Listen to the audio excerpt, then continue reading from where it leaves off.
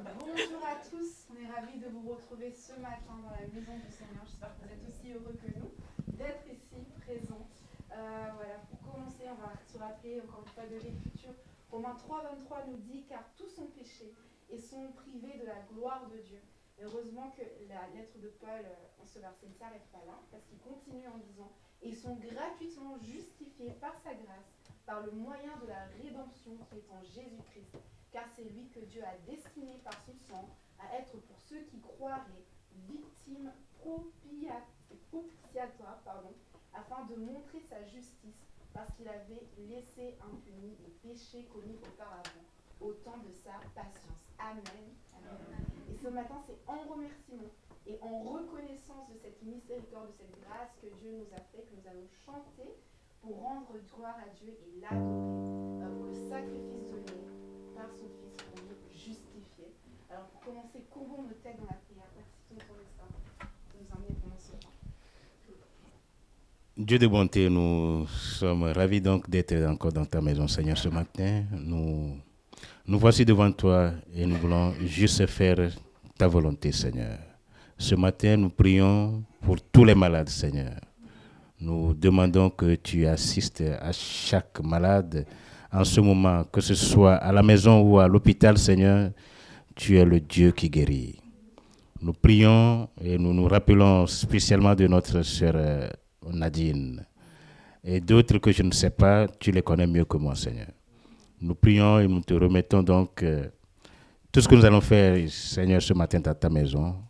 Nous prions et demandons que tu sois avec le pasteur où il est présentement. Nous demandons que ta main puissante puisse agir ce matin au milieu de nous, Seigneur. Nous prions et nous te remettons donc notre pasteur Georges, que tu puisses donc lui donner le verbe facile, Seigneur, ce matin, pour que tout ce qu'il va dire puisse donc cadrer avec ta parole. Seigneur, nous prions et nous te remercions. Que ton nom soit béni, que ton nom soit glorifié au nom puissant de Jésus-Christ. Amen. Amen. Je vous invite à vous lever.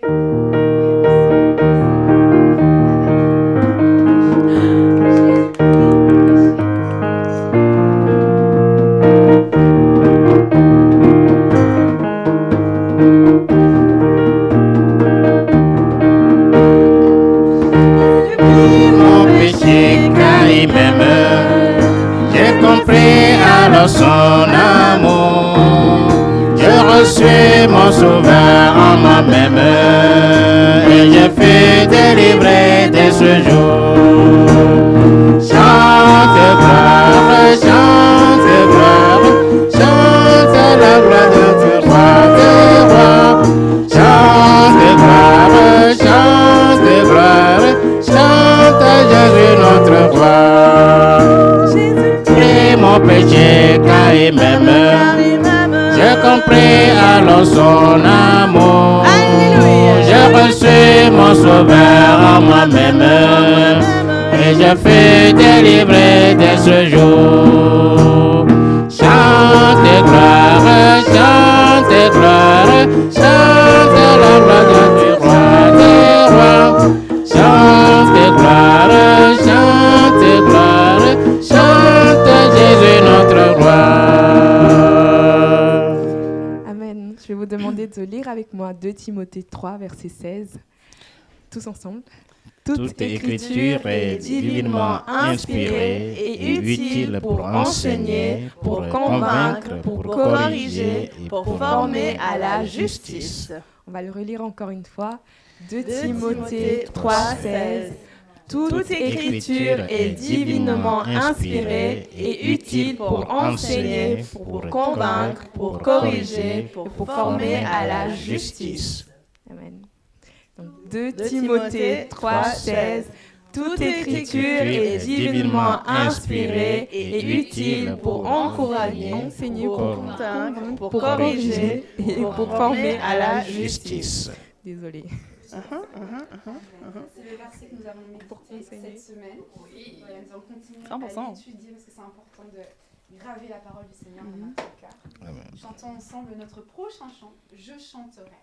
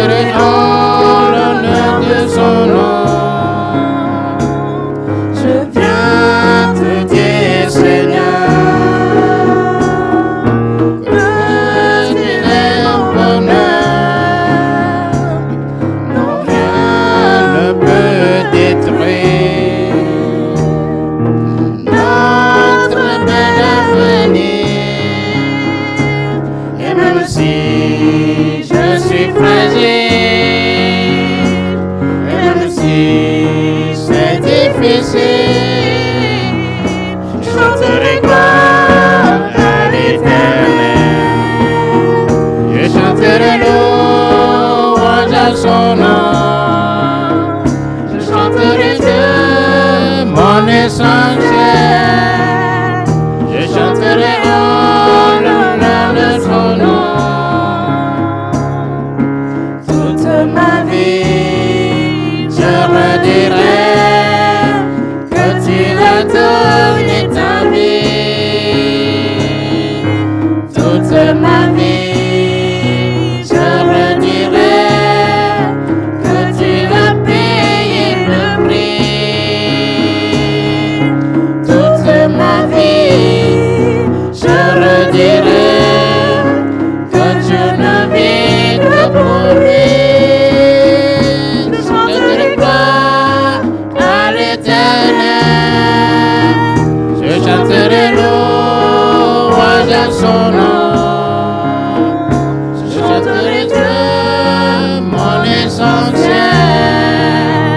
Je chanterai en l'honneur de son nom.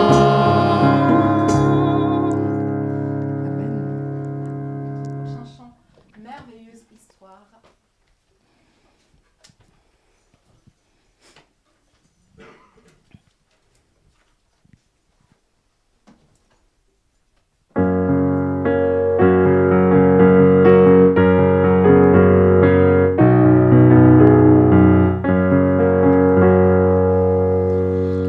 Oh, merveilleuse histoire de Christ mon Rédempteur, qui dure de sa gloire descend pour moi pécheur. Jésus, mon cœur désire proclamer ton amour. Sans cesse le redire jusqu'à mon dernier retour. Oh, merveilleuse histoire de Christ mon Rédempteur, qui du haut de sa gloire descend pour moi pécheur. Oh, précieuse histoire, à tous y tend la main. Sa mort expiatoire nous ouvre le chemin. Il t'appelle mon Père, répondant à sa voix. Apporte ta misère à l'ombre de sa croix. Oh, précieuse histoire de Christ mon Rédempteur, qui du haut de sa gloire descend pour moi pécheur.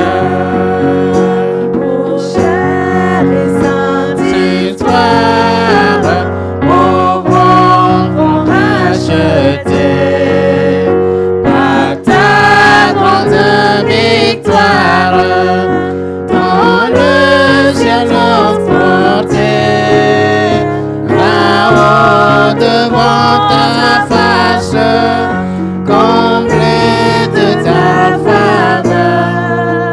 Je redirai ta grâce à jamais, mon sauveur. Oh, chère et sainte histoire de Christ mon Rédempteur, qui du haut de sa gloire descend pour moi pécheur. C'est skip. Ok. Voilà. Je vais vous demander de lire avec moi 2 Pierre 1, verset 16.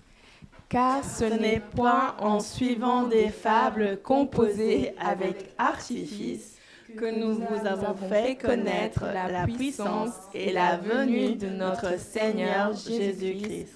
Mais c'est après avoir vu de nos propres yeux sa majesté. On va le relire encore une fois. 2 Pierre 1, 16. car ce n'est pas en suivant des fables composés avec artifice que nous vous avons fait connaître la puissance et la venue de notre Seigneur Jésus-Christ, mais c'est après avoir vu de nos propres yeux sa majesté. Donc 2 Pierre 1,16. Car ce n'est pas en suivant des fables composées avec artifice que nous avons fait connaître la puissance et la majesté de notre Seigneur Jésus-Christ, mais c'est après avoir vu de nos propres yeux sa majesté. Amen. À revoir cette semaine. Oui, c'était ça. On va revoir cette semaine. Nous allons chanter ensemble Ma seule fondation.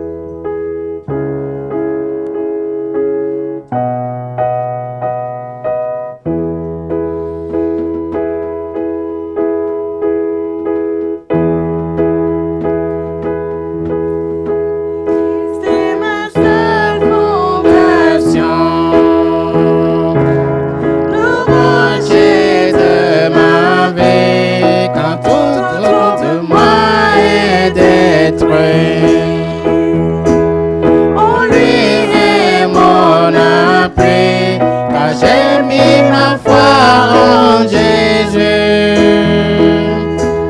Il ne m'abandonne pas, sa parole est solide et sûre.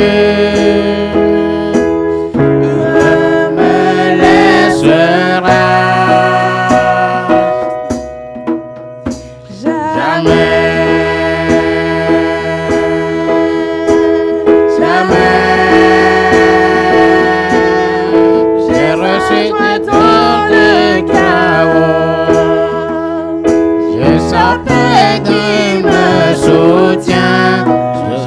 déposer mon fardeau, car il me tient dans sa main. J'ai bâti ma vie sur Jésus. Il ne m'abandonne pas, sa parole est solide et sûre. Ne me laissera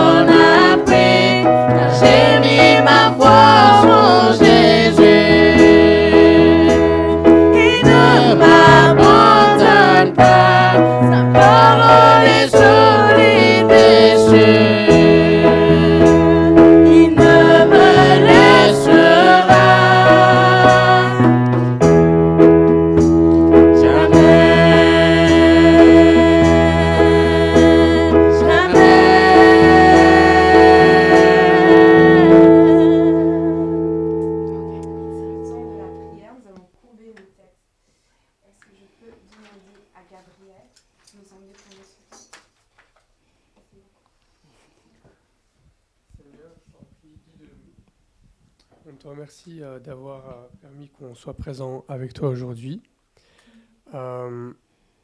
Guide nos cœurs, permets-nous d'entendre ta parole et que cette parole ne soit pas vaine, qu'elle reste gravée en nous et qu'on puisse la mettre en pratique tous les jours afin d'être bon et juste à ton image. Continue, Père, de nous transformer chaque jour à l'image de ton Fils, Jésus-Christ. Et permets-nous de prendre plaisir en toi. Amen. Amen. Notre dernier chant, Oh, quelle grâce.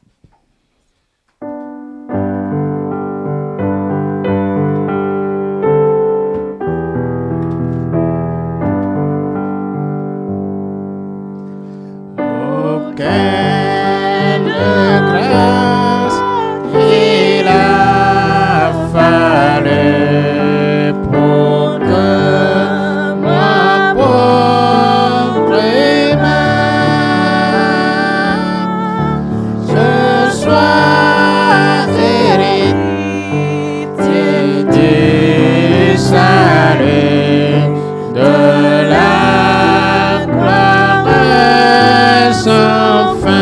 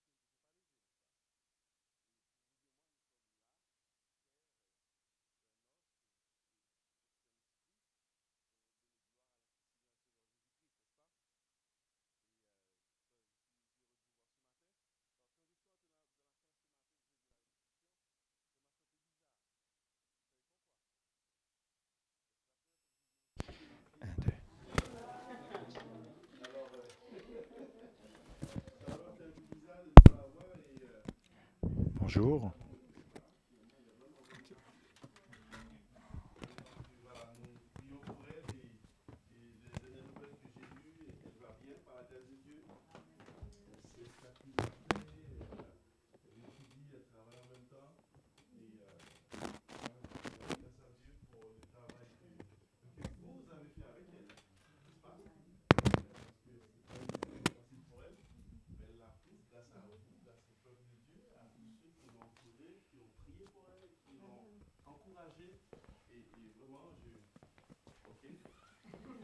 Désolé. J'ai parlé pour essayer. Oui, c'est très bien. C'est parfait. Voilà. Je sais pas si c'est mieux. C'est pour la vidéo.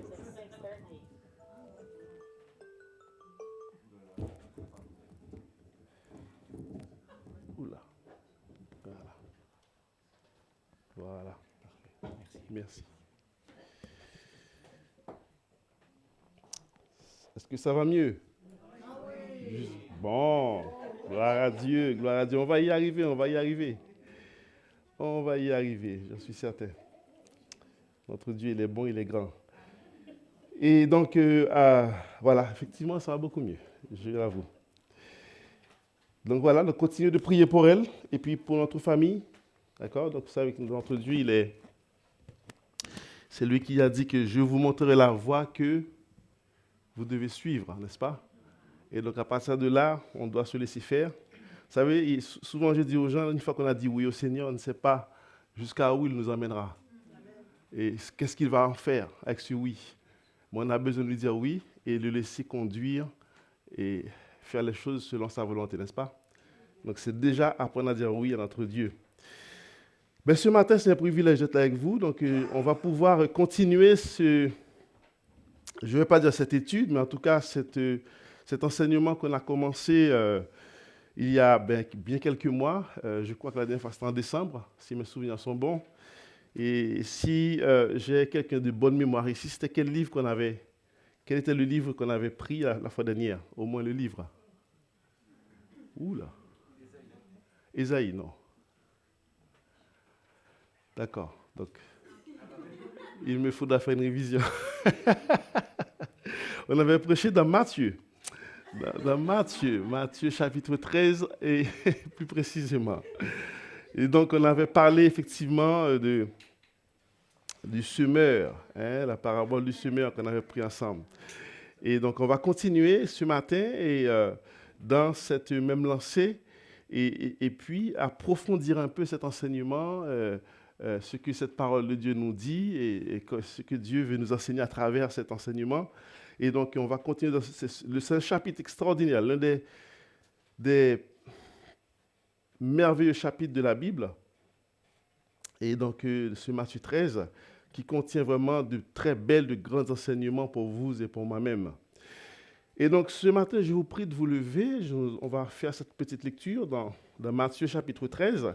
Si vous avez votre Bible, vous pouvez l'ouvrir. Bon, moi, je l'ai lu seconde 1910. Je ne sais pas si vous avez la même version que moi, mais ce n'est pas grave. Je vais le lire pour vous. Et donc, je vais lire et ensuite, on pourra entamer, voir ce que le Seigneur nous a mis à cœur de partager ensemble ce matin. Vous y êtes, n'est-ce pas? Matthieu chapitre 13, nous allons commencer à partir du 24e verset. La Bible dit, il leur proposa une autre parabole et il dit, le royaume des cieux est semblable à un homme qui a semé une bonne semence dans son champ. Mais pendant que les gens dormaient, son ennemi vint, sema de l'ivraie parmi le blé et s'en alla. Lorsque l'herbe eut poussé et donné du fruit, l'ivraie parut aussi. Les serviteurs du maître de la maison vinrent lui dire, Seigneur, n'as-tu pas semé une bonne semence dans ton champ? D'où vient donc qu'il y a de l'ivraie? Il leur répondit, c'est un ennemi qui a fait cela. Et les serviteurs lui dirent, veux-tu que nous allions l'arracher? Non, dit-il, de peur qu'en arrachant l'ivraie, vous ne déraciniez en même temps le blé. Laissez croître ensemble l'un et l'autre jusqu'à la moisson. Et à l'époque de la moisson, je dirais au moissonneur, arrachez d'abord l'ivraie et liez-la en gerbe pour la brûler. Mais amassez le blé dans mon grenier. 36e verset. Alors il envoya la foule et entra dans la maison. Ses disciples s'approchèrent de lui et dirent, « Explique-nous la parabole de l'ivraie du champ. » Il répondit, « Celui qui sème la bonne semence, c'est le Fils de l'homme. Le champ, c'est le monde. La bonne semence, ce sont les fils du royaume. L'ivraie, ce sont les fils du malin. L'ennemi qui l'a semé, c'est le diable. La moisson, c'est la fin du monde. Les moissonneurs, ce sont les anges. Or, comme on arrache l'ivraie et qu'on la jette au feu, il en sera de même à la fin du monde. » Verset 41. Le Fils de l'homme enverra des anges qui arracheront de son royaume tous les scandales et ceux qui commettent l'iniquité. Et ils les jetteront dans la fournaise ardente, où il y aura des pleurs et des grincements de dents. Alors, les justes resplendiront comme le soleil dans le royaume de leur Père. Que celui qui a des oreilles pour entendre, entende. Parole du Seigneur. Vous pouvez vous mettre. Merci. Que celui qui a des oreilles pour entendre, entendre. Et c'est vrai que la fois dernière, on avait partagé ensemble sur le semeur. C'était la première parabole qu'on avait dans ce chapitre. Et je vais essayer de faire un petit résumé, pour reprendre un peu le contexte dans lequel Jésus-Christ vient produire, vient faire cet enseignement, vient donner ces révélations non seulement à ses disciples, mais à vous et à moi ce matin. Dans ce chapitre 13 du Matthieu, Jésus commence à enseigner en parabole dans un contexte assez particulier. Après plusieurs miracles et enseignements, l'opposition des chefs religieux s'intensifie et une grande partie du peuple reste dans l'incompréhension. Jésus sort effectivement de la maison là où il était et s'assoit auprès de la mer. Et le texte nous dit qu'une foule est venue s'assembler autour de Jésus-Christ, nombreuse. Et c'est dans ce contexte qu'il commence à parler en parabole. Ses disciples lui demandent, « Pourquoi leur parles-tu en parabole ?» On avait vu ça dans le texte la fois dernière. Et la réponse de Jésus fut celle-ci, « Parce qu'il vous a été donné de connaître les mystères du royaume des cieux. » Et dans ce contexte, chers frères et sœurs, les paraboles, ces paraboles citées ici deviennent donc un moyen de révéler des réalités du royaume de notre Seigneur à ceux qui sont prêts à l'écouter, tout en laissant ces vérités voilées pour ceux qui ne veulent pas comprendre la parole de Dieu. Et ici, on a le mot mystère que Jésus-Christ dit, qu'il vous a été donné de comprendre les mystères du royaume des cieux. Ici, le mot mystère ne veut pas dire choses floues, des choses qui n'ont pas de sens. Le mot mystère ici, ou secret réservé, ce n'était pas réservé à une élite, des gens bien spécifiques, mais plutôt la vérité du royaume qui n'était pas encore dévoilée de cette manière-là. Jésus-Christ a bien prêché, enseigné, a bien donné la parole, mais effectivement, beaucoup ne l'ont pas reçu ou l'ont rejeté. Donc Jésus enseigne donc sous cette forme, le royaume à venir dans le temps présent et pour les choses à venir. Il enseigne ainsi pour que ceux qui étaient capables, ceux qui voulaient l'écouter, pouvaient entendre la parole et comprendre la parole de l'évangile de Christ dans le temps où Dieu l'avait précisé, c'est-à-dire au temps de Jésus-Christ et aussi pour les siècles à venir. Et dans ce livre, ce qui est intéressant, et quand j'ai commencé à étudier, à relire le chapitre, et c'était vraiment intéressant, on retrouve 7 paraboles en fait dans ce chapitre. Dans les 4 évangiles, aucun des autres évangiles, on retrouve ce schéma-là, avec ces 7 paraboles recensées ensemble, qui forment un ensemble d'enseignements de Jésus-Christ que Matthieu a pu recenser pour établir un enseignement complet de ce que Jésus-Christ voulait partager comme message. Effectivement, dans ce que nous avons ici,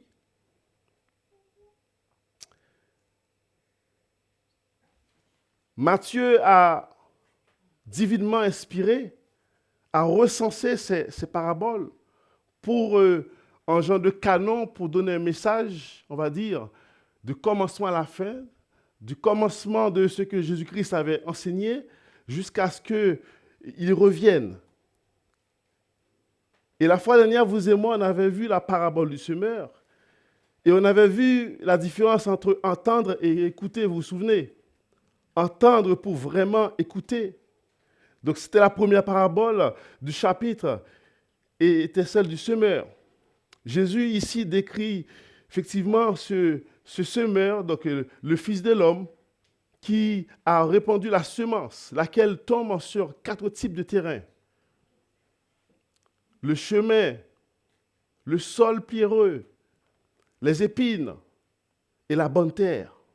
La semence représente la parole de Dieu et les différents terrains représentent les différentes dispositions de cœur humain. Vous vous rappelez, on avait vu tous ensemble la fois dernière. Et à plusieurs reprises, Jésus insiste sur l'importance d'entendre la parole. Que celui qui a des oreilles pour entendre, entende, dit-il. Il ne s'agit pas seulement d'entendre avec des oreilles, mais de recevoir la parole avec un cœur ouvert et prêt à porter du fruit. Cette parabole allait préparer les disciples à comprendre les 6 autres paraboles du chapitre pour compléter l'enseignement qu'il voulait leur donner. Parce qu'ils devaient comprendre la manière dont on écoute la parole de Dieu. Détermine la compréhension de ce que le royaume de Christ est aujourd'hui, au temps de l'Église, au temps de la grâce, au temps de la dispensation de la grâce de Dieu.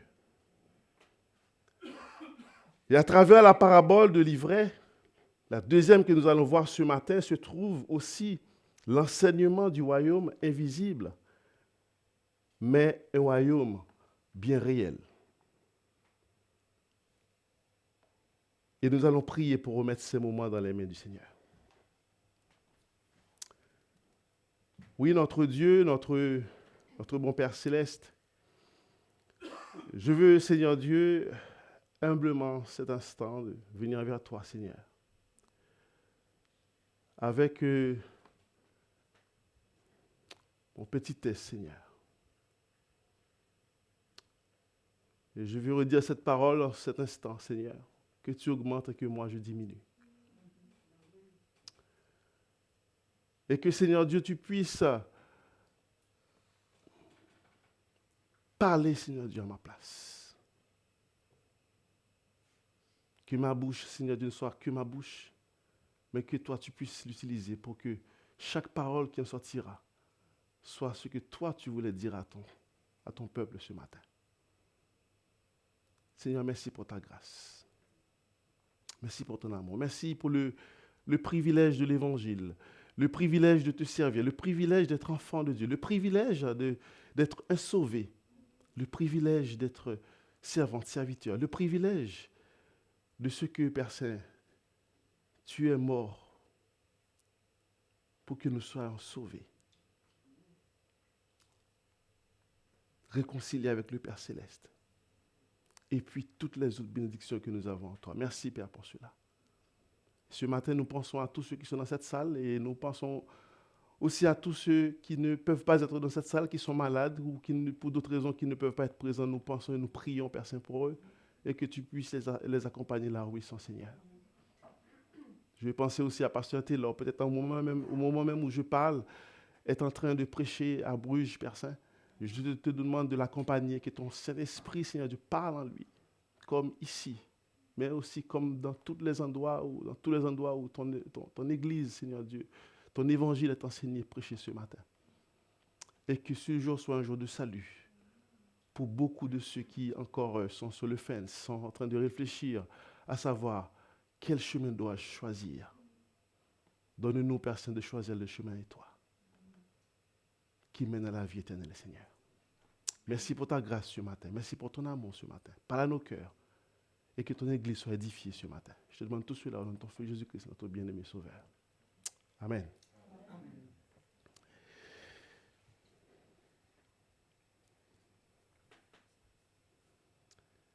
Vous l'avez compris que dans ce chapitre, le maître mot, c'est le mot royaume. Le mot royaume.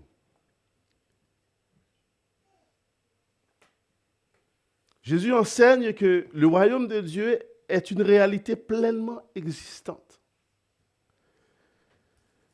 mais dont la manifestation est volontairement cachée aux yeux du monde. Cette réponse qu'il donne dans Matthieu 13, 11, Jésus leur répondit, « Parce qu'il vous a été donné de connaître les mystères du royaume des cieux, et que cela ne leur a pas été donné. Cela ne leur a pas été donné, mais à vous. Et j'espère que c'est votre cas ce matin, que vous êtes prêts à entendre, mais mieux qu'entendre, écouter ce matin ce que Dieu a à vous dire.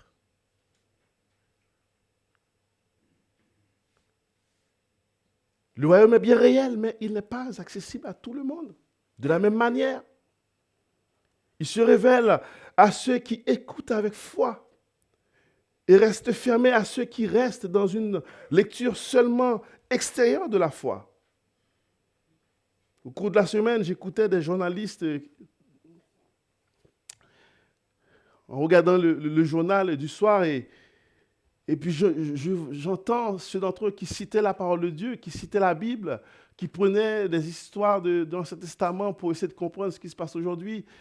Et puis dans mon cœur, je dis, waouh, regardez-moi ces gens-là qui citent la Bible, mais seulement comme une source d'information, mais pas pour à aucun moment il y avait été question de Dieu qui sauve, Dieu qui guérit. À aucun moment il a été question de l'Évangile. Et c'est vrai que beaucoup de gens lisent la parole comme ça. Et parfois je suis triste, chers amis, de voir, parfois même parmi nous dans l'Église, des chrétiens qui lisent la parole de la même manière que le monde lit la parole. J'aimerais te dire que ce matin, la parole de Dieu, elle est vivante. Elle est vivante.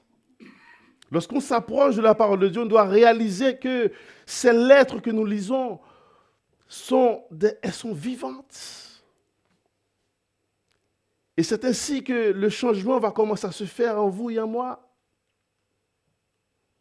Le royaume de Dieu n'est pas moins réel parce qu'il est caché, il est réel, mais il doit être discerné, il doit être reconnu, il doit être identifié lorsqu'on voit effectivement des vies transformées. C'est comme ça qu'on reconnaît la parole de Dieu, ce royaume de Dieu. Des vies transformées, des gens qui ont entendu écouter la parole de Dieu et puis on voit les directions qu'ils prennent ne sont plus les mêmes qu'auparavant. Parce qu'ils ont entendu la parole de Dieu. Quelque chose s'est passé. C'est une idée qu'on comprend facilement avec l'exemple simple de vous et de moi-même, l'homme ou la femme que nous sommes. Quand vous vous regardez, quand on se regarde, vous et moi, je ne suis pas court, n'est-ce pas? Est-ce que je suis court? Bon, je n'ai rien contre les personnes qui sont courtes, hein, au passage. Hein. Ce que je veux dire par là, il y a l'aspect physique de ce que nous sommes. On voit la taille, le visage, on peut entendre la voix, les gestes.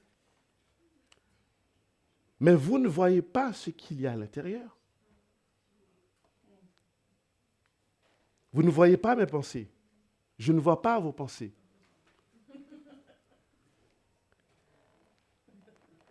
Bon, la joie peut se manifester par un grand sourire, mais ça ne veut pas dire que la personne est heureuse pour ça, n'est-ce pas? On a souvent vu ça, n'est-ce pas? Les blessures, les intentions, les peurs, les combats, les motivations, les réflexions. Qui a déjà vu ces choses? Les voyez-vous? Non. On ne voit pas l'âme d'une personne, ni son esprit. Et pourtant, vous les avez. Ils sont en vous. Vous êtes nés avec ces choses-là. Personne ne remet en question l'âme d'une personne. Sinon, elle est morte. Personne ne dit que tu as une âme imaginaire. On ne voit pas l'amour, la pensée, la conscience, la volonté. Mais on peut voir les effets. C'est comme le vent qui souffle, comme Jésus-Christ l'expliquait à Nicodème. On peut voir les arbres bouger, l'impact que ça a.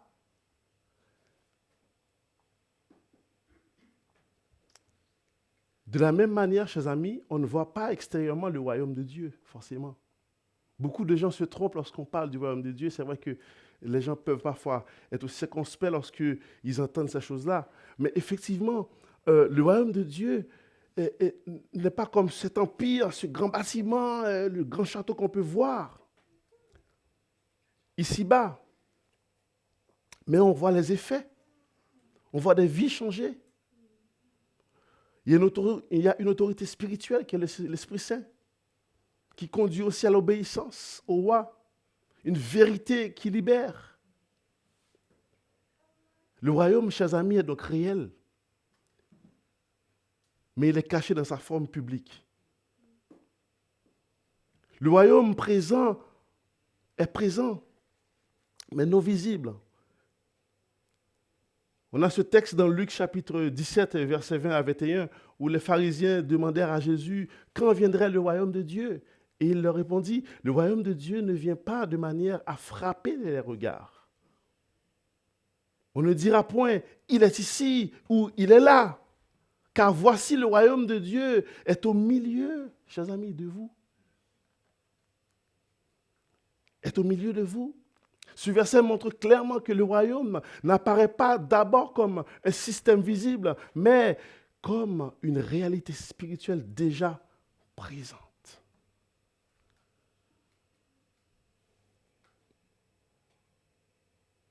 Et c'est précisément cette compréhension que je vous invite à avoir ce matin.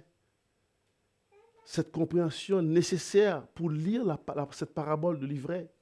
Sans cette clé, on va peut-être se dire, mais pourquoi cette souffrance dans l'Église?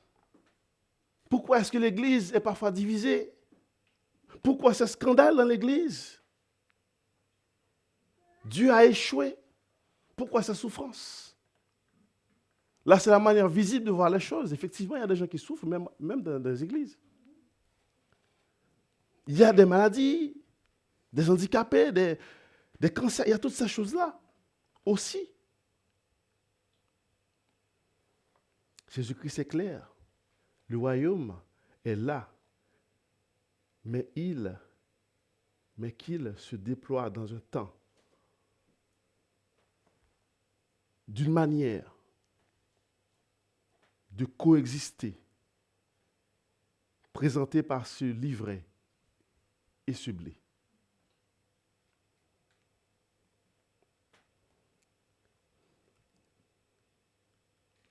L'explication de la parabole est donnée par Jésus-Christ lui-même. Que dit-il?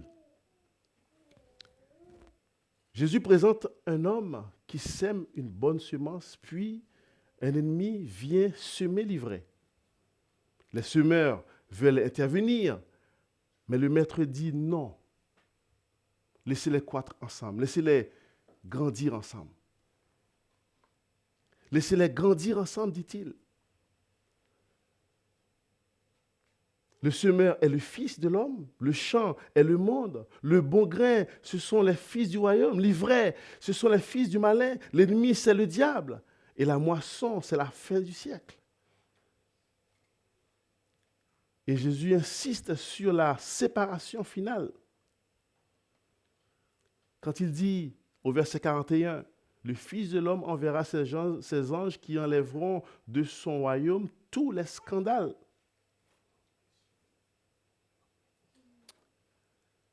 Alors les justes, verset 43, resplendiront comme le soleil dans le royaume de leur Père.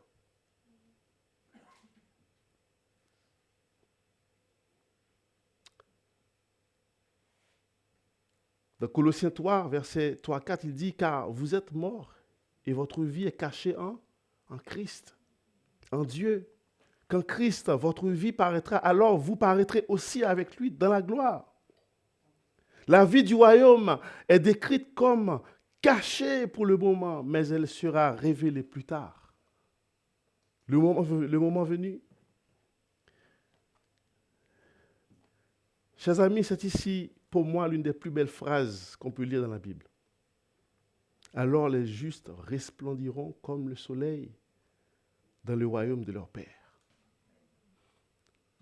Savez-vous que c'est comme ça que Dieu vous voit ce matin? Les justes. Au cas où l'ennemi voudrait te dire que tu n'es pas digne de ton Seigneur. Au cas où l'ennemi, parfois, par les difficultés de la vie, les choses compliquées que vous vivez, parfois il veut vous faire comprendre que tu n'es pas digne d'être fils de Dieu. Alors les justes resplendiront comme le soleil dans le royaume de leur Père.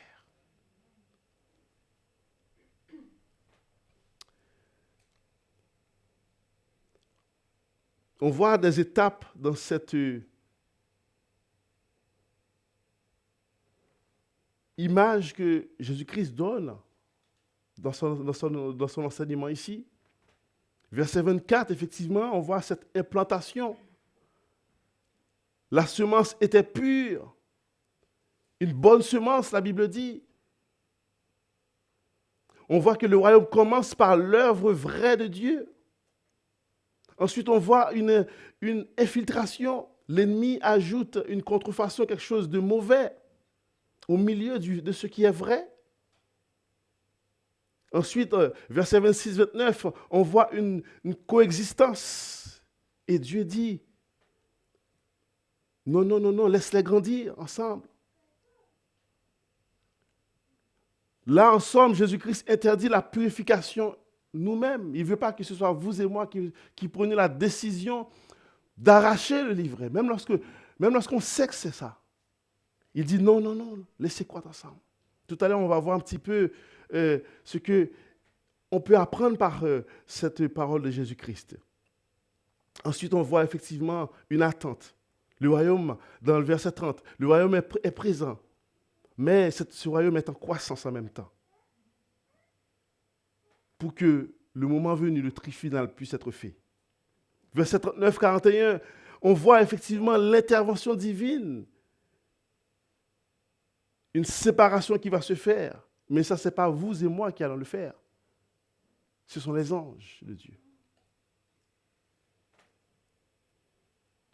Peut-être que vous et moi, on va se tromper. Certainement même, je dirais. Mais ce sont les anges qui feront ce travail. Et ensuite, on voit la manifestation. C'est juste qui vont resplendir. Et là, il n'y aura plus de confusion, plus de peur. Ce n'est pas qu'un aspect moral que nous sommes en train de parler, chers amis, chers frères et sœurs. Ce que nous sommes en train de parler ici, il s'agit de comprendre que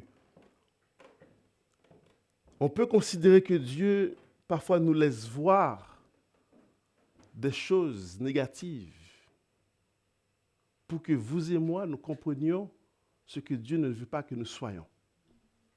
Je ne sais pas si vous me voyez, si vous m'entendez. Peut-être que vous m'avez entendu, vous ne m'avez pas encore écouté. Alors, je vais répéter ce que j'ai dit. Parfois, Dieu nous laisse dans des situations, dans l'Église, parfois même dans nos familles, parfois dans les milieux où on n'est pas censé être en difficulté, pour que nous puissions voir des choses qui se passent, qui ne sont pas dans sa volonté, qui ne le glorifient pas, pour que nous sachions reconnaître ce que Dieu ne veut pas que vous et moi nous soyons.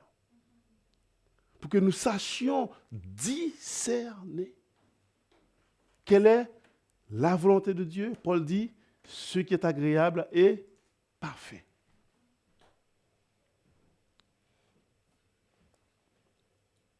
Ce qui est agréable et parfait. Alors, qui vit dans ce royaume, chers amis? Nous parlons de royaume réel, qui n'est pas visible encore, mais qui est réel. Alors, mais qui vit dans ce royaume? Quelle est la place de l'Église dans ce royaume? Jésus dit que le monde et que le bon grain représente le Fils du royaume, le Fils du royaume. Cela signifie que les croyants appartiennent déjà à ce royaume. De tout mon cœur, j'espère que tous ceux qui sont dans cette salle, ce sont des croyants. Et que vous vous considérez comme filles et fils de Dieu. Si ce n'est pas le cas, c'est le moment où je vous demande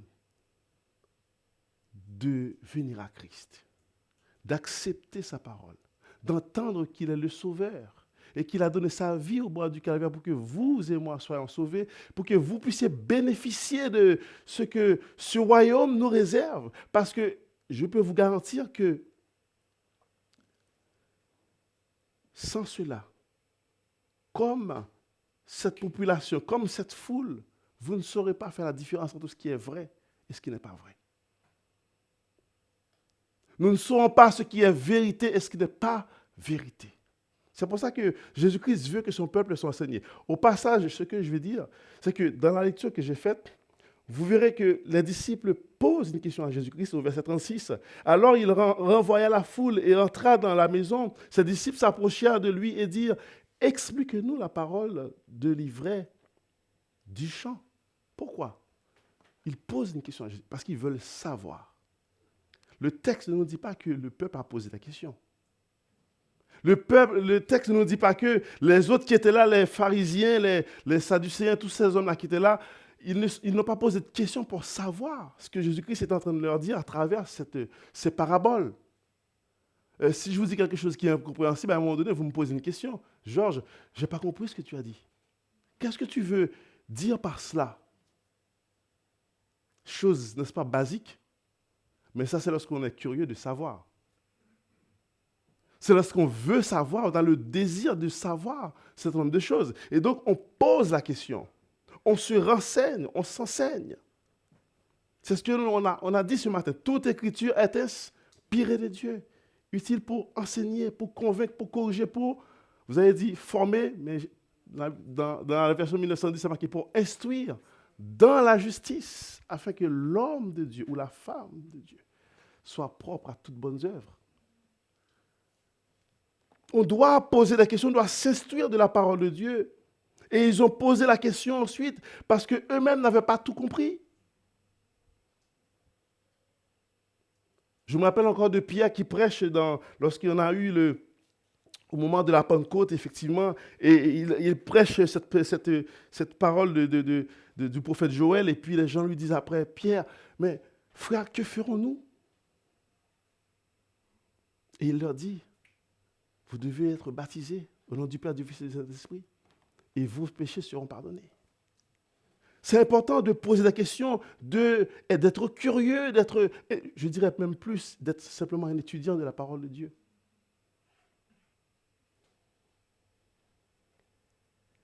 Parce que ce livret et ce blé qui grandissent ensemble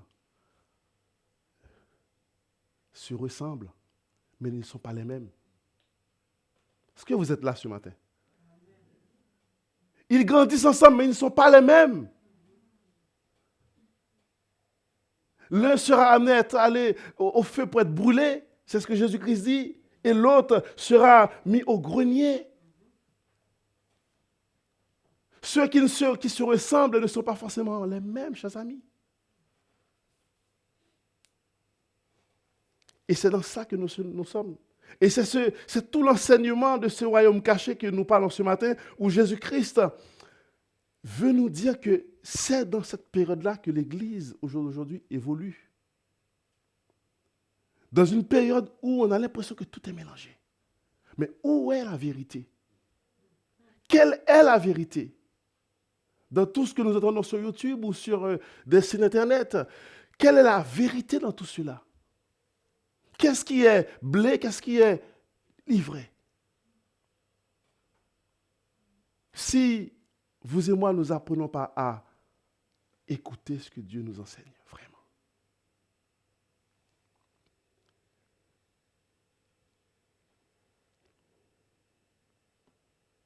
Paul nous dit ceci. Colossiens 1,13. Il nous a délivrés de la puissance des ténèbres et nous a transportés dans le royaume du Fils, de son amour. Donc les chrétiens, donc, chers amis, ont donc une nouvelle appartenance. Vous et moi, nous avons, une fois en Christ, une autre autorité qui nous gère. Vous et moi, une nouvelle identité.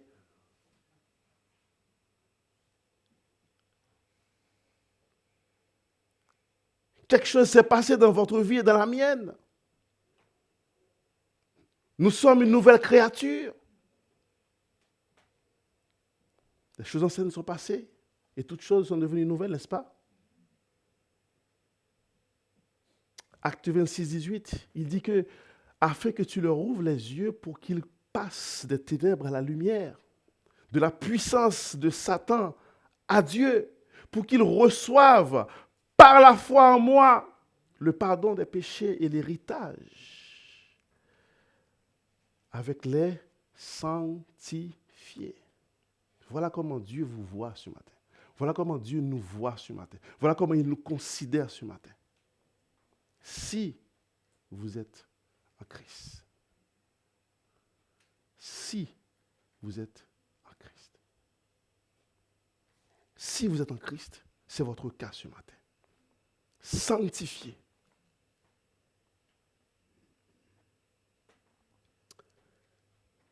Mais Jésus dit aussi, dans Jean 18, 36, mon royaume n'est pas de ce monde. C'est lui qui parle. Cela ne veut pas dire que le royaume n'agit pas sur terre.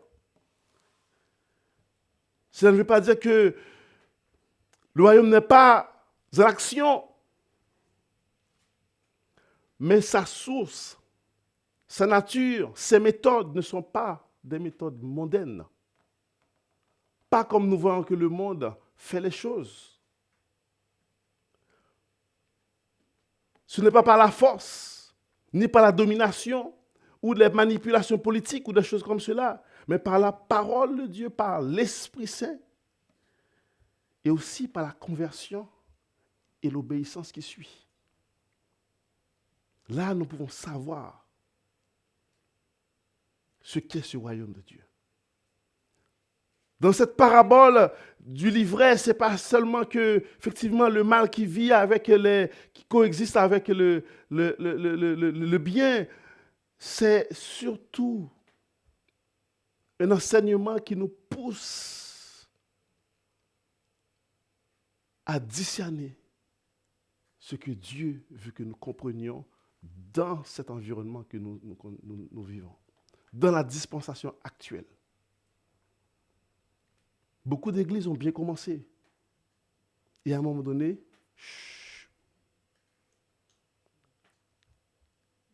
c'est important ça. Vous savez pourquoi? La manière d'attendre, la manière d'écouter.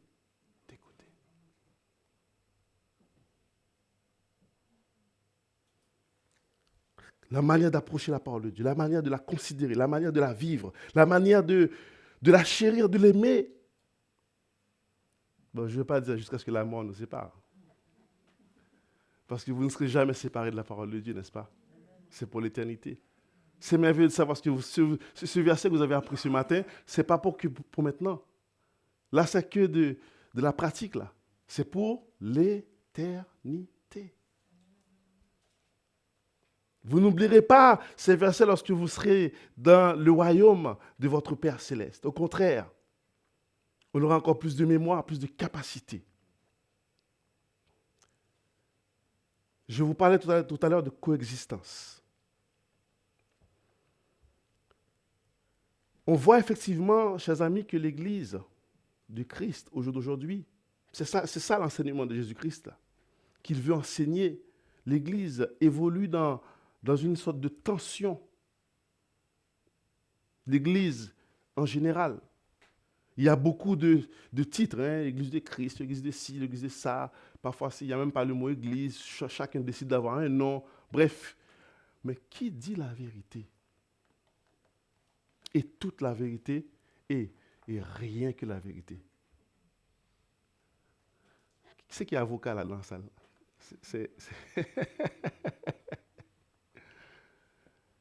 Dans Jean 8,36, il dit que tu connaîtras la vérité et la vérité t'affranchira. J'aime bien ce mot affranchir parce qu'il me rappelle que j'étais esclave avant. Il me rappelle que j'étais esclave de quelque chose ou de quelqu'un auparavant. Ce mot affranchir, ce verbe affranchir ne peut avoir que ce sens. Ça veut dire que auparavant j'étais esclave. Et maintenant je suis libéré. Waouh! C'est beau ça. Tu connaîtras la vérité t'affranchira. Et c'est important de comprendre, d'approcher la parole de Dieu et l'enseignement de Jésus-Christ. C'est pour ça que, vous voyez, Jésus-Christ est rentré dans la maison, il s'est assis et il prend le temps. Et puis, les disciples posent la question, expliquez-nous le parabole. Pourtant, vous avez vu, j'ai lu le texte et j'ai sauté un certain nombre de paraboles pour arriver à celui-là. Et là, eux posent la question à Jésus-Christ. Nous verrons ça la prochaine fois lors d'une prochaine prédication. Ils posent la question à ce moment-là parce que peut-être qu'ils ont compris les autres paraboles, mais celle-ci, ils veulent la comprendre. Qu'est-ce que tu veux nous enseigner à travers cette parabole? Explique-nous la parabole du livret du chant. L'Église évolue dans une tension. Elle est dans le monde, mais elle vit une autre réalité.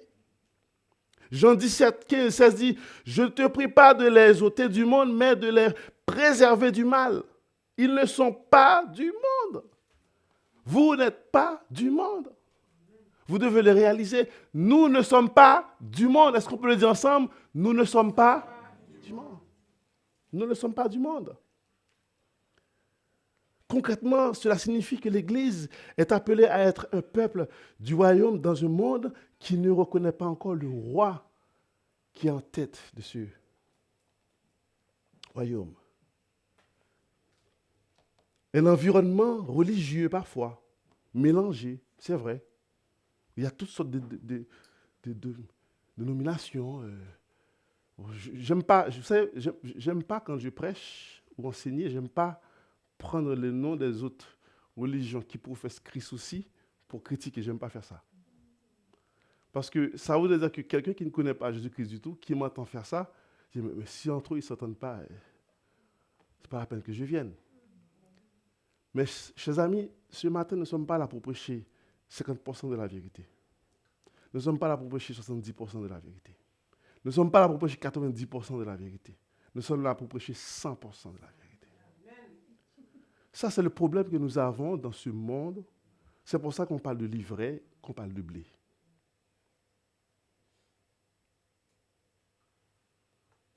Il y a chez les autres religions, chez les autres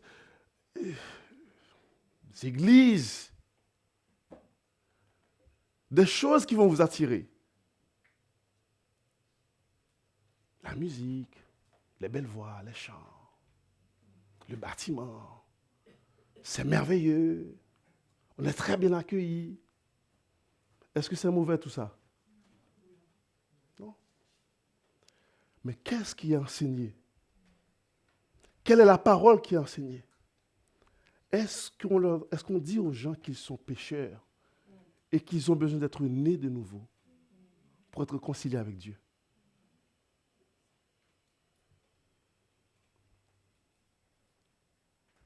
Encore, je le redis, tu connaîtras la vérité t'affranchira.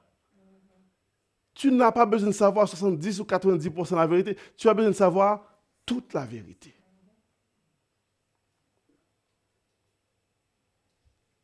Et c'est ça notre problème d'aujourd'hui. Et c'est dans ce temps que l'Église, dans ce contexte que l'Église évolue aujourd'hui, dans cette dispensation de la grâce, c'est vrai qu'il y a la grâce, mais il y a aussi ça aussi comme problématique. Nous sommes en train de coexister avec l'ivraie aussi.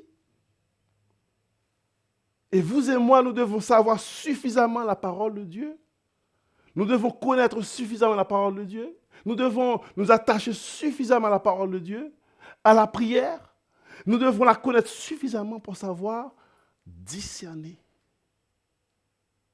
suffisamment la vérité pour que nous sachions où fonctionner, où aller à l'église, quel pasteur écouter, quel site internet que je dois lire. Je dirais même parfois quelle Bible que je dois lire. Ce n'est pas parce qu'on a dit que c'est une Bible et puis non, je vois parfois des versions de Bible qui m'étonnent lorsque je les lis. Parce que c'est que c'est même pas de la traduction, c'est du commentaire. C'est plus la parole elle est partie longtemps. Il n'y a plus la force dans le verset. Pourquoi? Parce que les gens sont allés dans des choses que on ne sait même plus ce que c'est. Chers amis, tout ça contribue à ce que le livret existe, demeure. Il me faudrait encore 2-3 heures ce matin pour approfondir cette prédication parce qu'il y aura tellement à dire.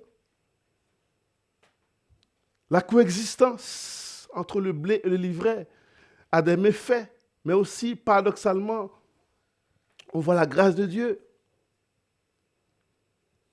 Cela produit effectivement de la confusion doctrinale, des faux témoignages, des souffrances, des divisions dans les églises, des formes religieuses en tous sens.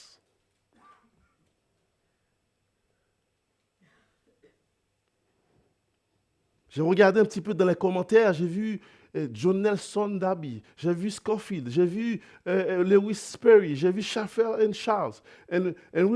Tous ces hommes-là sont d'accord pour dire que l'ennemi ne détruit pas le champ. Vous n'avez pas vu? Il n'est pas entré pour détruire le champ. Hein. Il n'est pas enlevé, il n'a pas dit, OK, le blé, je vais prendre ta place. Hein. Non, ce n'est pas ce qu'il a fait. Non, il n'a pas fait ça. Il veut imiter. C'est ce que tous ces hommes-là sont d'accord pour dire ensemble. Il veut imiter le blé, imiter ce qui existe pour le ressembler, pour mieux te tromper, pour mieux nous tromper.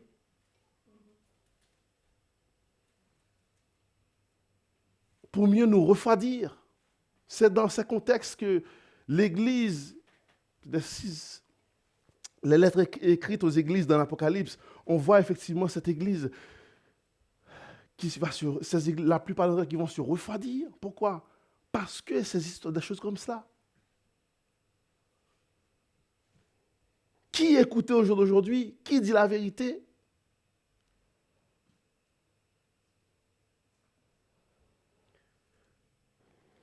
L'Église de Christ doit continuer sa route dans la vérité,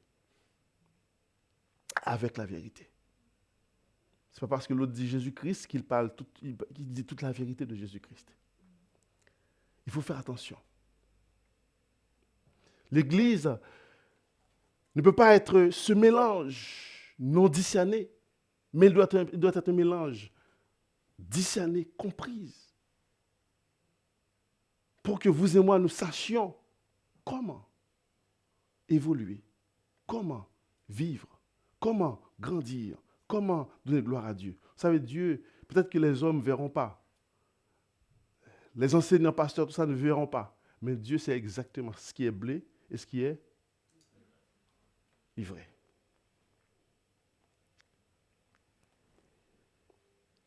Les apôtres confirment cette vision. Ils expliquent que le mélange fait partie de la réalité normale de l'Église sur terre et qu'il ne faut pas chercher à juger définitivement les personnes avant le retour du Seigneur. En plus, Dieu nous dit, même lorsque nous savons, attendons-nous à Dieu. C'est pourquoi ne jugez de rien avant le temps jusqu'à ce que je vienne.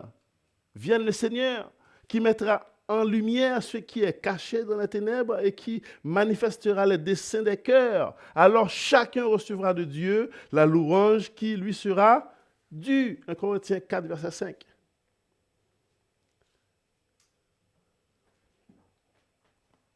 En même temps, les croyants doivent vivre dans la sainteté. Ça ne veut pas dire que l'Église doit être un désordre, hein, qu'on ne doit rien dire. Hein. Ce n'est pas ça. Hein. Ce n'est pas ça qu'on enseigne, du tout pas. D'accord? C'est pour ça que le Seigneur a placé des bergers, des pasteurs, des gens qui vont garder les moutons, les brebis du Seigneur. C'est pour ça aussi que l'image que nous avons de ce berger, il a toujours aussi un... Pardon? Bon, alors le bâton, ce n'est pas pour taper, c'est pour donner la direction, on va dire, hein? D'accord? C'est pour donner la direction, c'est-à-dire que l'enseignement, le bon enseignement, la bonne doctrine, la bonne prédication, le bon message, enfin, la parole de Dieu et rien que la parole de Dieu.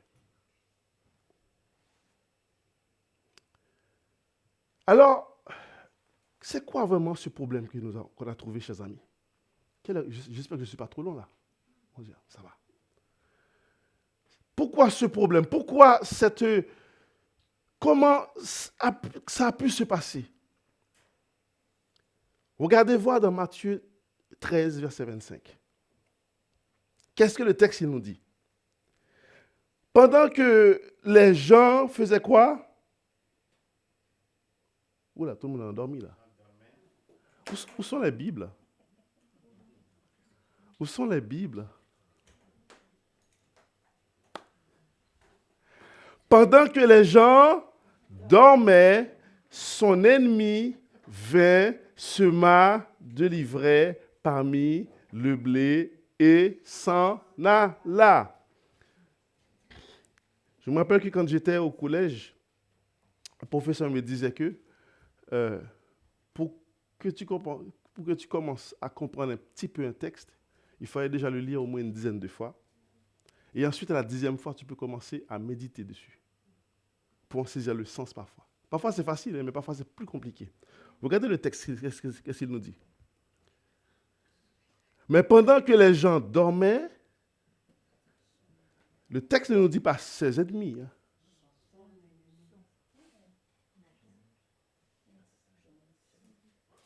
Vous voyez la difficulté de ne pas avoir les Bibles ouvertes?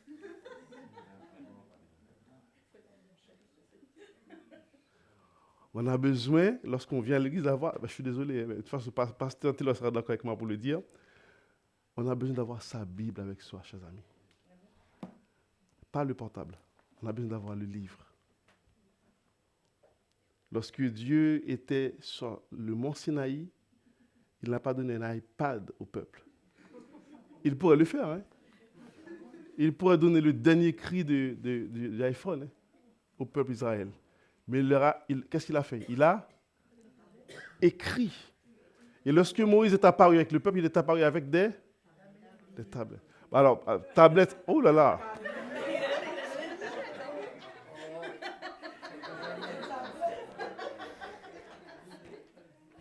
Bon, je suis tombé dans mon piège tout seul. Hein.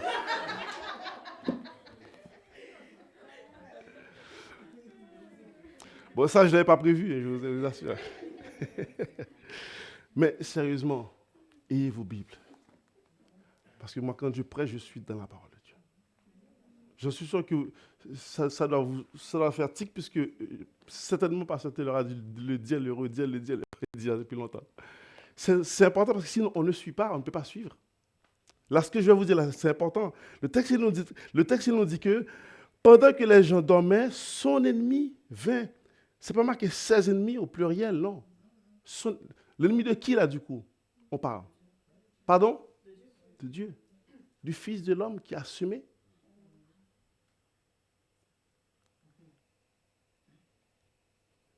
Et donc, ces gens-là, qui sont-ils? Selon vous? Aidez-moi à prêcher, s'il vous plaît. Qui sont-ils, ces gens? Pardon? Nous, vous et moi, oui. Et c'est quoi notre rôle, du coup, dans cette affaire-là? Pardon? Pardon? Restez éveillé. J'ai l'impression que je ne dis pas la vérité là. On est en train de faire de la compréhension de texte là. OK? OK? Mais pendant que les gens dormaient, son ennemi vint, sema l'ivraie parmi le blé. Et en plus, il s'en va. Il ne reste même pas. On ne sait pas qui c'est, on ne l'a pas vu. Le texte est tellement imagé que c'est extraordinaire de se dire, mais waouh!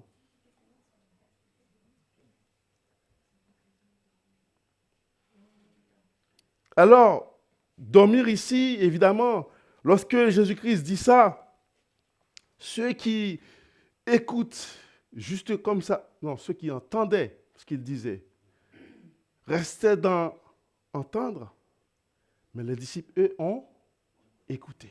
C'est pour ça qu'ils viennent poser des questions après. Aujourd'hui, nous évoluons dans un monde où les gens entendent, mais très souvent n'écoutent pas.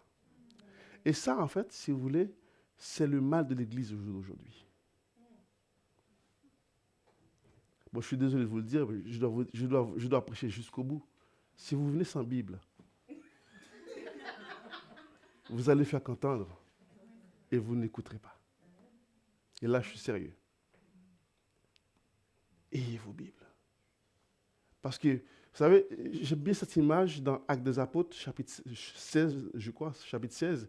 Le texte nous dit que les chrétiens de Bérée, après que Paul fut enseigné, prêché, les chrétiens de Bérée prenaient les livres et regardaient, vérifiaient ce que Paul avait prêché. Pour savoir ce qu'il disait était la vérité. Était en concordance, était discerné, était une parole qui venait du Seigneur. C'est ça, veiller. Là, je prêche, mais ce soir, quand vous rentrez chez vous, ou demain, ou je ne sais pas, prenez votre Bible et puis relisez. Qu'est-ce qu'il m'a dit? Est-ce que c'est la vérité? Ce qu'il dit là, est-ce que c'est vrai? Est-ce que ça vient du Seigneur? Ce que je veux vous dire, chers amis, là, j'étais en Guyane il y a une semaine ou 2 semaines, et ce que je disais à des gens dans un enseignement que je faisais, je leur disais que l'esprit qui m'a sauvé, c'est l'esprit aussi qui les a aussi sauvés. Et que si je leur dis quelque chose de pas bon, de pas droit, l'Esprit de Dieu leur dira. L'Esprit va leur révéler. Alors, ils n'auront pas évidemment toute la théologie que j'ai pour exprimer, pour vous dire les choses, mais l'Esprit leur dit, mais il y a quelque chose qui cloche là dans ce qu'il a dit. Ils sauront ça parce qu'on partage le même esprit. Ce n'est pas 2 esprits différents. Est-ce que vous êtes là ce matin? Et donc, si je ne dis pas la vérité, que je passe à côté pour dire les choses, vous le saurez, vous le verrez, vous le sentirez parce qu'on partage le même esprit. C'est important de comprendre cela. Et donc, quand on s'approche de la parole de Dieu, on ne rigole pas. On se fait petit et on écoute ce qu'il nous dit. On écoute la parole de Dieu. Et ça, c'est important. Là, le temps passe, je presse. Je vais finir pour vous dire ceci. Alors, je vous laisse réfléchir sur cette histoire de sommeil. Spirituel, pas spirituel. Qu'est-ce que vous devez faire? Qu'est-ce que vous ne devez pas faire en tant que chrétien? Je pense que vous avez déjà la réponse. Je passe à mon dernier point. Je ne vais pas partir sans on va dire, dégourdir cette affaire de moisson. C'est vrai que dans la Bible, surtout dans le Nouveau Testament, lorsque Jésus-Christ parle, il met en perspective 2 sortes de moissons.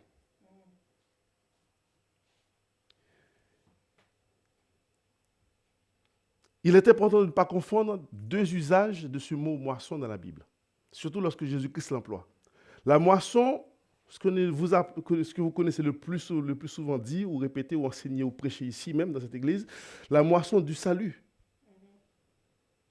C'est le temps d'aujourd'hui, le temps présent. Et quand je parle du temps présent, je ne parle pas de ce matin ou de cette année-ci, je parle depuis Jésus-Christ jusqu'à maintenant. Nous savons que 1000 ans pour Dieu, c'est un jour, et un jour pour Dieu, c'est... Et donc, Quand je parle du temps présent, je parle de l'ensemble de l'enseignement qui a été donné jusqu'à maintenant, jusqu'à ce que ça change un jour. Ce que nous appelons la dispensation de la grâce de Dieu. OK? Alors, la moisson du salut, la moisson, dans Matthieu chapitre 9, versets 36 à 38, bon, je ne peux même pas vous dire, allez-y, certains le peuvent. La moisson est grande, mais il y a peu d'ouvriers, c'est Jésus-Christ, ça c'est une parole que vous connaissez. Priez donc le maître de la moisson d'envoyer des ouvriers dans sa moisson. Ici, Jésus parle de compassion, d'évangélisation, d'ouvriers humains. Vous et moi qui partageons, qui distribuons, qui propageons la parole de Dieu pour que de nouvelles âmes viennent à Christ. Et comme je l'ai dit ce matin, si tu es là dans cette salle, que tu ne connais pas encore Jésus-Christ, je t'en supplie, ne pars pas. Viens après. Je prendrai un petit peu de temps, je m'assirai là avec toi, avec la Bible, et je te montrerai comment recevoir Jésus-Christ. Ça, c'est la moisson de la grâce, la moisson du salut. Là, il regarde les hommes perdus, fatigués et chargés spirituellement, sans direction. Sa réaction n'est pas de les juger, c'est pas ce que Jésus-Christ a fait, mais il témoigne de la compassion envers eux. La moisson désigne ici clairement les âmes prêtes à être sauvées. Les ouvriers sont les disciples envoyés pour annoncer l'évangile, vous et moi-même. Il s'agit donc de la moisson du salut dans la dispensation de la grâce. Ça, c'est la première moisson, c'est la moisson du jour, d'aujourd'hui, qui va aller jusqu'à la moisson, on va dire, finale. La moisson dont Jésus-Christ parle ici, dans ce chapitre ici que nous avons lu, alors je vais le lire ici, ok? Qu'est-ce que Jésus-Christ dit? L'ennemi qu'il a, alors, à partir du verset 40, d'accord? Verset 40. Or, comme on arrache l'ivraie et qu'on le jette au feu, il en sera de même à la fin du monde. Le Fils de l'homme enverra ses anges qui arracheront de son royaume tous les scandales et ceux qui commettent l'iniquité, et ils les jetteront dans la fournaise. Waouh!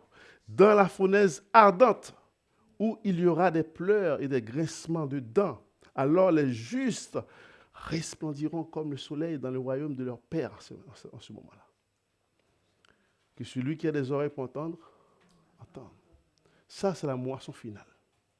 Et là, ce n'est pas vous et moi qui allons apporter la parole ou qui allons prêcher. Non. Là, ce sont les anges de Dieu qui viendront et qui feront la séparation entre l'ivraie et le blé. Et là, je peux vous garantir qu'il n'y aura pas de religion là. Là, je peux vous garantir que c'est la vérité, rien que la vérité et toute la vérité.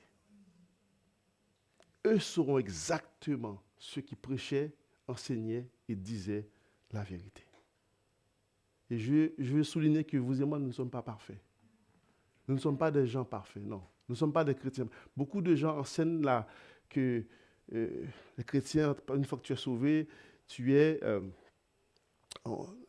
ils mettent en perspective le mot, parle de purifier. Non, la Bible parle de sanctification. C'est ce qu'on a dit tout à l'heure. Nous sommes des sanctifiés. C'est-à-dire qu'on a un parcours à faire avec le Seigneur où on va apprendre à tomber, mais à nous relever. Step by step. Et vous allez voir le changement se produire en vous. Beaucoup de gens disent, oui, mais je ne peux pas venir à Dieu, je suis ici, il faut que j'attende ici. Non, non, non, non, non, non, non. Dieu veut te prendre tel que tu es, aujourd'hui, dans la situation que tu es. Il dit, viens.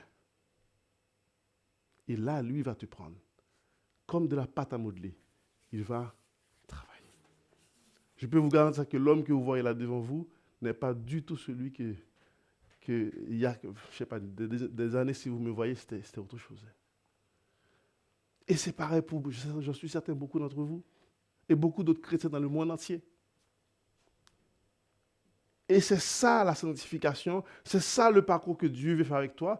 Évidemment, nous arriverons à la purification, mais lorsque ce corps mortel va être transformé ou va être rejoint Lorsque Dieu va, c'est ce qui est expliqué dans 1 Corinthiens 15, ou lorsque ce corps mortel va, j'oublie le mot là, laissez-moi retrouver ce passage dans 1 Corinthiens 15 pour ne pas dire des choses qui ne sont pas bibliques du coup.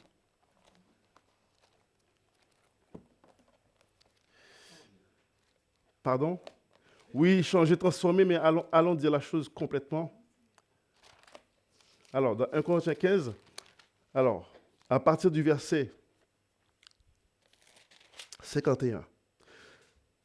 Ce que je dis, frère, c'est que la chair et le sang ne peuvent hériter le royaume de Dieu et que la corruption n'hérite pas l'incorruptibilité. Voici, je vous dis un mystère. Nous ne mourrons pas tous, mais tous seront changés. En un instant, en un clin d'œil à la dernière trompette, la trompette sonnera et les morts ressusciteront. Incorruptibles. Et nous serons changés. Car il faut que ce corps corruptible revête l'incorruptibilité, que ce corps mortel revête l'immortalité. Oh là là, quelle belle. C'est merveilleux de dire ça. Que ce corps mortel revête l'immortalité. Lorsque ce corps corruptible aura revêtu l'incorruptibilité, que ce corps mortel aura revêtu l'immortalité, alors s'accomplira la parole qui a été écrite. La mort a été engloutie dans la victoire. Ça, c'est la vérité, toute la vérité et rien que la vérité.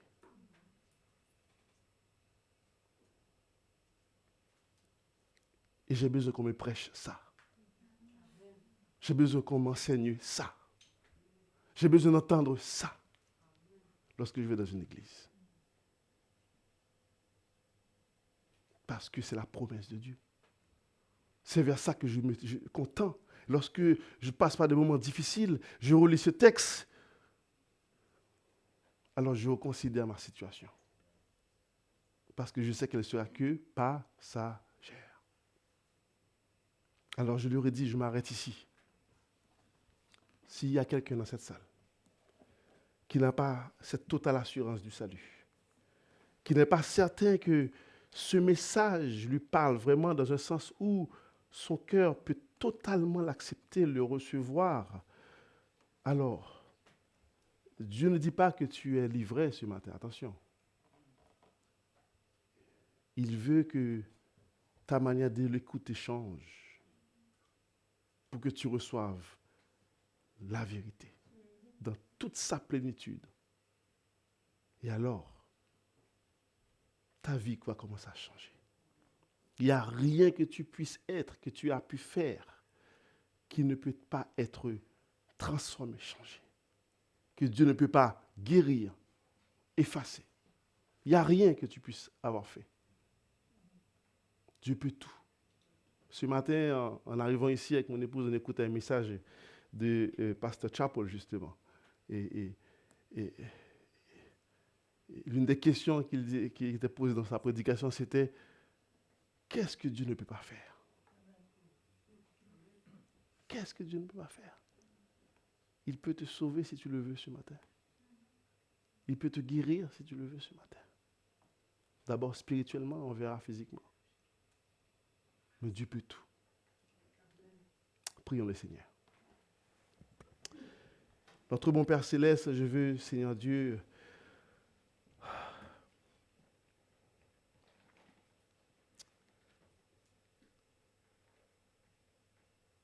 témoigner de la reconnaissance envers toi, Seigneur. Te dire merci pour cet enseignement que tu nous donnes ce matin pour nous rappeler que ton royaume est bien réel. Peut-être pas encore visible parce que c'est toi qui le rendras visible lorsque tu seras de retour avec nous parmi nos Seigneurs Dieu. Mais il est bien réel parce que nous voyons des vies transformées, nous voyons des vies changées, des vies qui s'engagent dans cette bataille, Seigneur Dieu. Père Céleste, bon nombre de nous marchent avec toi depuis des années, mais ne tendent pas suffisamment l'oreille encore pour vraiment écouter ce que tu as à nous dire, Seigneur. Père, nous te demandons cette oreille ce matin. Comme les disciples eux-mêmes ont posé la question à ton Fils Jésus-Christ. Et demandé dans cet enseignement pour comprendre ce que voulait dire cette parole, le livret, pour que eux plus tard sachent l'enseigner, le dire.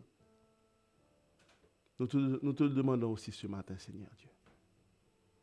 Je ne sais pas si j'ai bien parlé, mais Seigneur Dieu, ce que je sais, c'est que c'est à travers ta parole, Seigneur Dieu, que j'ai trouvé tout ce que j'ai dit. Et que, Père, par ton esprit, Seigneur Dieu, tu puisses toucher les cœurs. Parce que tu as touché le mien au moment où j'étais en train de préparer ce message. Et si tu l'as fait pour moi, tu peux aussi le faire pour quiconque est dans cette salle, n'a pas cette certitude du salut par grâce. Parce que nous savons que quel que soit ce que nous pouvons avoir avec toi, Seigneur Dieu, commence d'abord par le salut. Par t'accepter, par te recevoir, par te choisir comme notre Sauveur et Seigneur. Tu nous demandes de venir tel que nous sommes. Ce n'est pas souvent comme nous le pensons, vouloir nous changer nous-mêmes et puis ensuite nous venons. Non, tu veux que nous venions nous-mêmes, tels que nous sommes. Comme le dit ce chant, tel que je suis, sans rien à moi.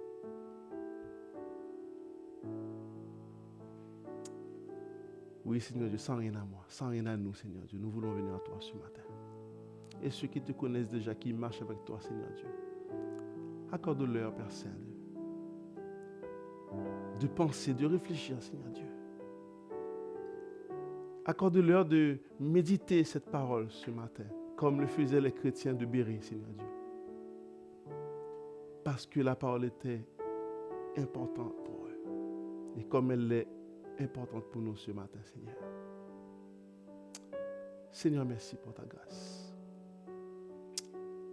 Merci pour ta fidélité. Merci pour Jésus-Christ. Merci pour le sang versé. Merci pour le sacrifice. Merci pour la réconciliation. Merci, Seigneur Dieu, parce que tu as fait de nous des enfants.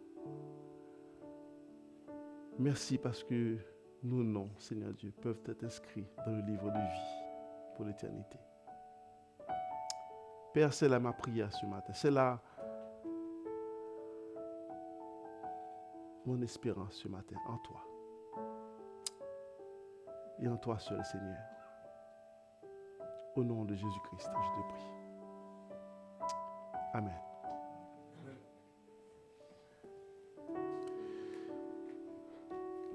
L'appel tient toujours pendant que notre sœur pianote pour nous ces verbes, ces mots, ce cantique, qui a un message tellement profond, tel que je suis, tel que nous sommes. Je veux te dire qu'il n'est pas trop tard ce matin. Peut-être que tu es en train de tergiverser, tu doutes. Est-ce que je dois venir? Est-ce que je ne dois pas venir? Je veux simplement te dire, je répète ce que j'ai entendu Billy Graham un jour disait. Dieu, lorsque Jésus-Christ s'est donné sur le bois du calvaire, il n'a pas eu honte.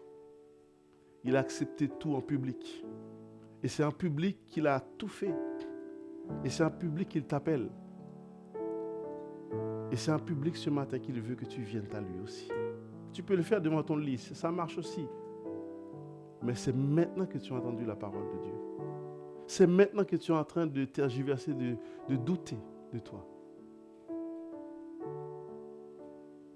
C'est maintenant que Dieu te parle. Et c'est maintenant qu'il faut venir à lui. De tout mon cœur, j'espère que tout le monde est sauvé dans cette salle. Mais si ce n'est pas le cas, viens à Jésus ce matin. Viens inscrire ton nom dans le livre de vie pour l'éternité ce matin. Que Dieu vous bénisse. Je serai là à côté si tout à l'heure il y a besoin de parler, de peut-être comprendre. Alors ça sera avec plaisir que je prendrai la Bible pour la partager avec vous et vous montrer comment être sauvé. Que Dieu vous bénisse.